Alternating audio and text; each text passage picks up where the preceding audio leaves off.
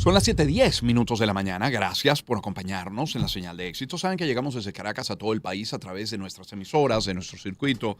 Transmitimos a través del canal 990 de Simple TV, también a través de mundour.com y de nuestras aplicaciones en video. 7:11 ya.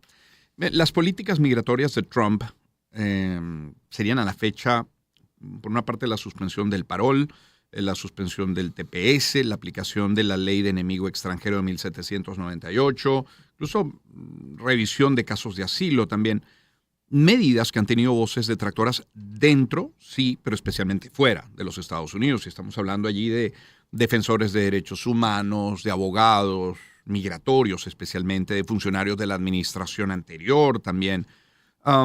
Uno de los exfuncionarios que ha criticado algunas de estas medidas es nuestro invitado, el abogado por un enfoque más humano, basado en derechos fundamentales y a la par denuncia pues el impacto negativo que hemos tratado con varios invitados en nuestro programa, pero el impacto negativo de estas políticas en las familias migrantes, en la estabilidad de las comunidades latinas en Estados Unidos. Y agregue usted también, ¿por qué no?, en la economía, el impacto que eso pueda tener en la economía de los propios Estados Unidos. Me refiero a Leopoldo Martínez Nucete. Leopoldo Martínez Nucete es abogado internacionalista, experto en tendencias globales, miembro de la Dirección Nacional del Partido Demócrata en los Estados Unidos. Leopoldo Martínez, ¿cómo está? ¿Cómo me le va? Muy buen día. Muy buen día, Román. Un placer estar contigo y conectar con la inmensa audiencia que tienes. Muchísimas gracias y feliz día. Es verdad que en Estados Unidos hay un desorden migratorio, y si se puede calificar de desorden migratorio, es verdad, se puede atribuir la criminalidad en los Estados Unidos a los migrantes específicamente. A ver. Claro que no, Román. Fíjate que una de las cosas que ha sido más reiterada en la desinformación que utilizó el presidente Trump y sus equipos políticos en torno al tema migratorio es vincular la criminalidad con la migración. Mm. En primer lugar, las cifras del propio FBI demuestran que los latinos en general, y por supuesto el latino migrante e incluso el migrante indocumentado es un subsegmento de la inmensa población latina de los Estados Unidos, es dentro de todos los grupos demográficos el que comete menos delitos en los Estados Unidos y particularmente menos delitos contra la propiedad de las personas. Los delitos que usualmente se le imputan a los migrantes tienen que ver más con la violación de su estatus migratorio o la permanencia en el país sin la documentación adecuada, cuando con ocasión de una infracción de tránsito o algo de Mm. esto se les retiene en la calle. Entonces,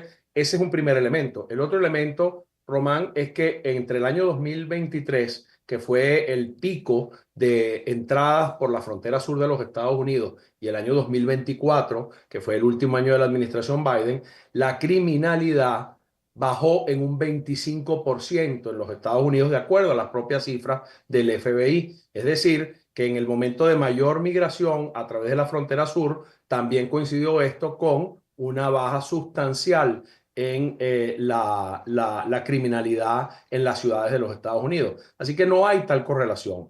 Y mucho menos la correlación que se ha querido establecer. Ujú, Y he sido muy crítico, ujú, particularmente en esto, por mi condición de venezolano estadounidense, claro. porque ha conllevado esto una estigmatización del migrante venezolano, mucho menos una correlación entre la criminalidad y la migración venezolana. En Estados Unidos hay cerca de 800.000 migrantes venezolanos, para redondear cifras, y solo se han registrado en los años en los que este contingente de migrantes venezolanos se ha acumulado en los Estados Unidos, unos 4 o 5 años, en los últimos 4 o 5 años, solo se han registrado, Román, escúchese Ujú. bien, quienes nos acompañan hoy en la mañana, 600 delitos cometidos por algún migrante venezolano. 800.000 personas, 600 delitos. O sea, no hay una invasión de una banda organizada llamada Tren de Aragua, no hay una amenaza a la estabilidad y a la seguridad de los ciudadanos americanos como consecuencia de la migración venezolana. Lo que sí hay es una clarísima prioridad de la administración Trump de deportar masivamente migrantes, y una de las poblaciones más vulnerables y fácilmente deportables es la población venezolana, porque la mayor parte de ellos está o amparada por el TPS o amparada por el parol Ujú. humanitario. Sus datos los tiene el gobierno, dónde viven, dónde trabajan. Basta con retirarles esas protecciones para poder proceder inmediatamente a su deportación o a su autodeportación a través de esta aplicación que lo que busca es infligir terror en la comunidad venezolana y buscar una salida antes de que la puedan poner presa en las calles o en su lugar de trabajo o buscando a sus hijos en los colegios. Y entonces lo que busca el gobierno de Trump es mostrar esas masivas deportaciones, como incluso lo ha intentado con la invocación del Aliens and Enemies Act, la ley Ujú. de enemigos extranjeros, que es una ley de guerra. Solo se ha aplicado en 2 oportunidades en la historia de los Estados Unidos en momentos de guerra, en tiempos de guerra. La última vez que se aplicó fue durante la Segunda Guerra Mundial y conllevó, hay hasta novelas y películas de ello, a grandes arbitrariedades contra la población nipona americana en los Estados Unidos. Incluso ciudadanos de origen japonés fueron apresados, detenidos y sus vidas destruidas con la aplicación en aquel momento de una ley como esta. Ahora, abogado Leopoldo Martínez Nucete, ¿por qué lo hace? ¿Por qué contra la migración, pero particularmente contra la migración venezolana? ¿Por qué? En primer lugar, por lo que te señalo, es muy fácil. Tú le retiras, es un objetivo fácil, le retiras la protección migratoria del parol humanitario, por ejemplo. Este fin de semana, Trump había, entrando en la presidencia, no solamente revocó el TPS de los venezolanos, sino luego revocó la continuidad de la tramitación de los paroles humanitarios que estaban en espera. Y este fin de semana le retiró la protección del parol humanitario a quien la tenía ya en sus manos y estaba incorporado a un puesto de trabajo o a su vida acá en los Estados Unidos. Entonces, entre hoy y el mes de abril, cerca de 350.000 personas que tienen el TPS del 2023, que fue revocado, el primero de los 2 TPS Ujú. revocados, y el parol humanitario, que son 117.000 venezolanos que están protegidos o estaban protegidos por esta medida. Ahí tienes una población de 400 y tantos mil venezolanos. Esa inmensa población queda no solamente desprotegida, sino queda absolutamente expuesta ante el gobierno, porque cuando tú tienes el TPS o tienes el parol, no solamente has consignado todos los Claro. recaudos que prueban que tú no eres una Ya. persona vinculada a ninguna actividad criminal, pero has consignado tu dirección, se sabe dónde estás. Entonces, para los oficiales de inmigración de ICE, es muy difícil encontrar masivamente a migrantes indocumentados. No sabes dónde están. Y para hacerlo, tienes que hacer cosas que suelen ser muy disruptivas en las comunidades y muy rechazadas por los medios de comunicación social. Mm. En cambio, que al migrante venezolano, al levantarle o retirarle estas protecciones, lo puedes ir a buscar en su casa. Le puedes mandar un email diciéndole usted tiene 30 días para irse. Le puedes hacer una visita en su lugar de trabajo, en el lugar donde están sus hijos estudiando y esperar ese momento para individualmente decirle usted se tiene que ir de los Estados Unidos. Y entonces el gobierno de Trump ha transformado lo que era la aplicación CBP Ujú. 1, que era la aplicación a través de la cual se lograba procesar estas solicitudes de asilo en un tercer país. La gente esperaba en México y le daban su cita para introducir su solicitud de asilo y entonces cruzabas la frontera Ujú. de una manera regular. Bueno, esa aplicación la han transformado ahora en una aplicación para que la gente le proponga al gobierno su fecha de deportación voluntariamente. Y entonces vas a ver un proceso de deportaciones voluntarias que van a ocurrir, salvo que en estas acciones judiciales que hemos emprendido con el apoyo de ACLU, logremos restablecer por la vía de las Cortes Federales recursos que le permitan a la población migrante, particularmente la del TPS y la del parol humanitario, a través de las decisiones que se puedan tomar en las Cortes Federales, restituirles alguna forma de protección que impida que el terror que se está viviendo en la comunidad migrante venezolana se pueda, por decirlo así, continuar y promover lo que yo diría Ujú. es la disrupción injusta, inhumana de la vida de un centenar de miles de personas que se han asimilado muy bien a las comunidades donde viven, particularmente en el sureste de la Florida. La presencia de la comunidad venezolana migrante es bienvenida, es deseada y tiene un impacto económico tan positivo. Ex vicealcalde de Doral y que sigue siendo concejal de Ujú. origen venezolano, el concejal Piñero, en estos días decía, puede colapsar la economía de la ciudad de Doral con un éxodo masivo de migrantes venezolanos, con una Sí. deportación masiva de migrantes venezolanos con ocasión de estas políticas. Ya vamos a entrar un poco más de lleno en el tema de la deportación voluntaria, pero quiero insistir en el porque me queda absolutamente claro que es muy fácil a través de estas vías, derogando estas medidas, hacerse de un número importante de migrantes y deportarlos. Eso me queda claro. Pero también me queda claro las cifras, que nada tienen que ver, que no hay una relación entre la migración, particularmente venezolana, y la delincuencia. Entonces, ¿cuál es el argumento de Trump? ¿Es sencillamente cumplir con una oferta electoral y ya? Es cumplir con una oferta electoral. El sector, el voto duro del trumpismo, el llamado voto MAGA, es un voto que básicamente está motivado por una profunda xenofobia. Mm.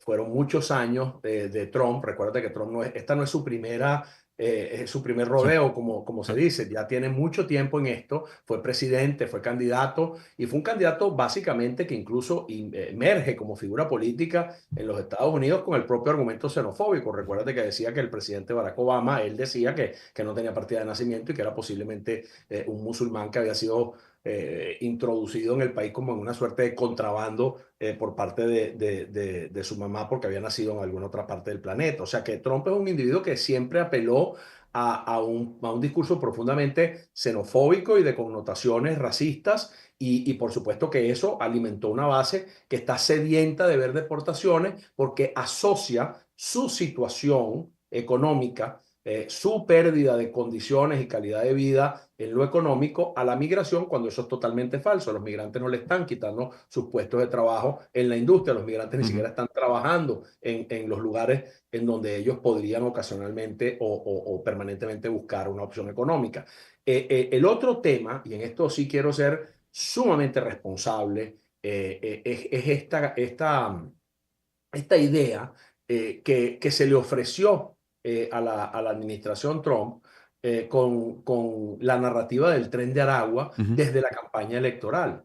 El tren de Aragua, todos sabemos que existió en Venezuela, es absolutamente incierto lo que ocurrió cuando se cerró la cárcel del Tocorón y qué pasó con todas estas personas.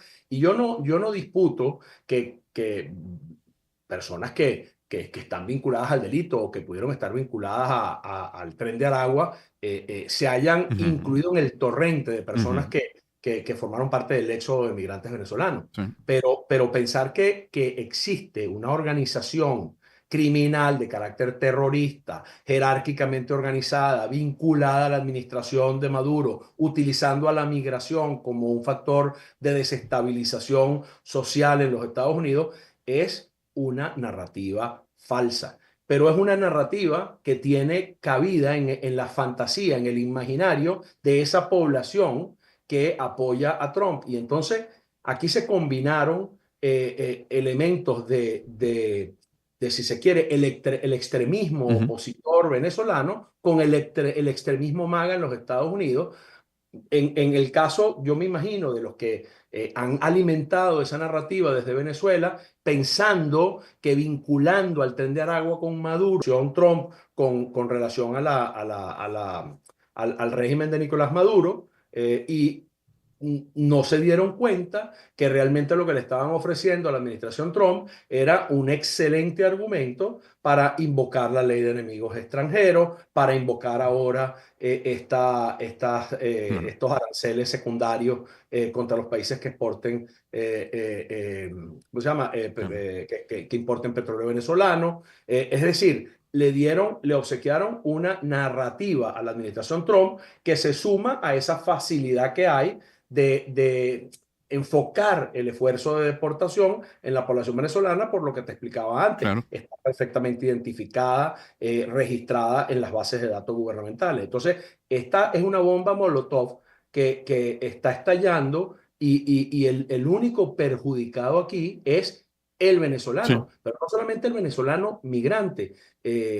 Román, es importante destacar, y quienes nos escuchan lo saben, el migrante venezolano en los Estados Unidos que ha conseguido trabajo, que ha iniciado un negocio, que está en el negocio de logística, Ujú, distribución de alimentos, manejando un Uber, haciendo DoorDash, cualquiera que sea la noble actividad económica que está desplegando ujú, para poder sostenerse, le permite eso apoyar a su familia en Venezuela.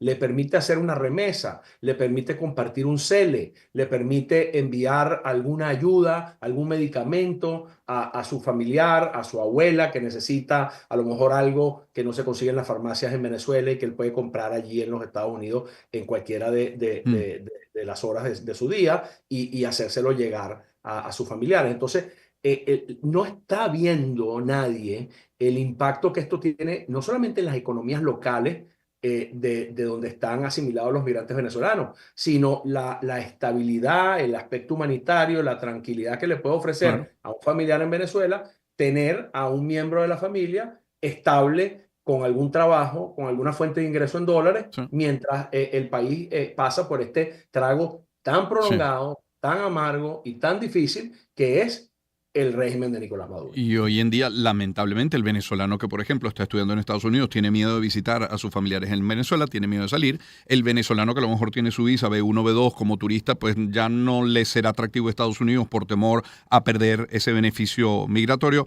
En todo caso, sí es un discurso que ha generado toda una cacería de brujas pagando justos por pecadores. Pero sobre el tema de la llamada autodeportación o deportación voluntaria, ¿en qué cree que se convierta? Porque quien sale, digamos, voluntariamente, entre comillas, bajo coacción, no tiene ninguna garantía de reingreso. Nadie le puede garantizar que efectivamente con otro tamiz, con otros filtros pueda ingresar a Estados Unidos luego. No, usualmente las deportaciones voluntarias vienen acompañadas de un compromiso de no reingresar a los Estados Unidos por 10 años. Mire, Entonces, imagínate lo que esto significa. Y vuelvo también al tema de los extremos en los que se ubica la administración Trump. Ellos están estudiando desde hace días, los legisladores demócratas insistieron también en estos días en una comunicación que le enviaron al secretario Rubio en que esto no debe ocurrir, pero pareciera que eso está en el horno de las cosas que vienen en camino. Es esta prohibición de ingreso al territorio de los Estados sí, Unidos, el llamado travel ban, la prohibición de viajes de personas de distintas nacionalidades, incluyendo allá a Venezuela y a Cuba. Entonces, una persona que sencillamente viene a visitar un familiar y tiene su visa, una persona que tiene su visa y tiene algún negocio en los Estados Unidos, una propiedad en los Estados Unidos, un empresario que viene a gestionar una actividad relacionada a su empresa, a su industria en Venezuela, una diligencia bancaria o una reunión con un proveedor. sí, Esto no tiene ningún sentido. Esto además puede convertirse en otro dolor de cabeza más, ya no a la población migrante solamente, que no se va a poder sí. reunir y ver y recibir una visita de su familia, sino a la actividad económica privada en Venezuela. Yo he insistido Ujú, mucho en esto cuando hablo de sanciones económicas sectoriales, cuando ahora recientemente, ayer, pues puse en redes sociales mis críticas a las decisiones que se tomaron con relación al tema de imponer ujú. penalidades arancelarias a los países que eventualmente importen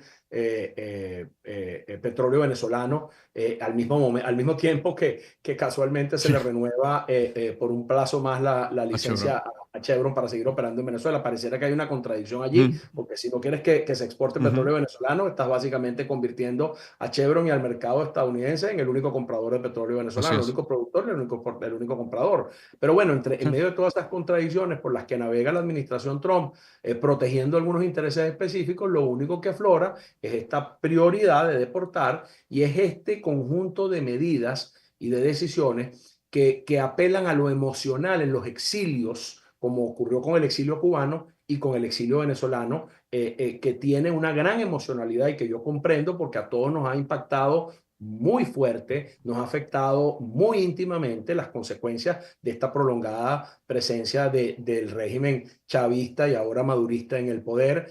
Ha sido algo sumamente doloroso para Venezuela los últimos 20 y tantos años, y por supuesto que hay mucha emocionalidad en eso, pero yo le insisto siempre a las personas que hablan de estas cosas y a los que toman decisiones en esa dirección, la economía venezolana no es igual a la economía cubana, que ya está aislada y perpetuado su régimen como consecuencia del aislamiento. Y son múltiples los ejemplos que demuestran que estas políticas de asfixia económica, mucho menos en el contexto actual de multipolaridad, en donde otros actores pueden ocupar el lugar de los Estados Unidos, tienen éxito. Pero es que además en el caso de Venezuela hay un sector privado no vinculado al gobierno directamente, resiliente. Muy resiliente. Empresas que tienen incluso una antigüedad de más de 100 años están de pie en Venezuela haciendo un inmenso esfuerzo, algunas trabajando a pérdida, algunas subsidiando sus nóminas desde el exterior con actividades complementarias que realizan esos mismos grupos empresariales. Tienes un sistema financiero privado. Hoy día, una de las cosas que resulta no tener precedentes en la historia de Venezuela, Román, es que el Producto Interno Bruto de Venezuela está más vinculado a la actividad privada productiva que al gobierno. Entonces, cuando tú tomas estas medidas, tú golpeas al sector privado y al golpear al sector privado, golpeas también la resiliencia de la sociedad civil venezolana. Fe y Alegría, las universidades católicas, metropolitanas, todos los espacios de cultura, de vinculación de la sociedad venezolana con el mundo occidental. Entonces, es una política que destruye la resiliencia de la sociedad civil, de la ciudadanía y del sector privado venezolano, que es un elemento fundamental para construir una alternativa democrática en Venezuela, pero además le ofrece, al retirar por la vía del aislamiento a los Estados Unidos o al imponer todo este cuerpo de medidas económicas, le abre la puerta a China, le abre la puerta a Rusia, le abre la puerta a Irán, le abre la puerta a la corrupción, a la cleptocracia, le abre la puerta al crimen organizado, al lavado de dinero. O sea, produce un efecto totalmente contrario al que se espera si lo que se busca es una construcción de una alternativa democrática en Venezuela. Abogado. Y eso a mí me resulta incomprensible. Me resulta incomprensible desde la perspectiva estadounidense y desde la perspectiva venezolana. En cualquiera de los dos lugares que te ubiques para mirar el problema, dice, este no es el camino. Abogado, le agradezco muchísimo. Por razones de tiempo le despido, que tengo que ir ya a la pausa, pero le agradezco su tiempo esta mañana. Muy gentil. Muchas gracias a ti. Gracias. Es Leopoldo Martínez Nucete, abogado internacionalista, experto en tendencias globales, miembro de la Dirección Nacional del Partido Demócrata en los Estados Unidos. Son ahora las 7:33 de la mañana. Rápidamente con algo de música. Puede ser Duran Duran, Hambriento como un lobo, para ir a la pausa y volver enseguida con más. Espacio para conectar. Éxitos. Caracas, El Vigía, Guarenas, Guatire, Maturín, Táchira, Mérida, Barquisimeto, Margarita, Puerto La Cruz, Puerto Ordaz, Maracaibo. Maracay. Éxitos.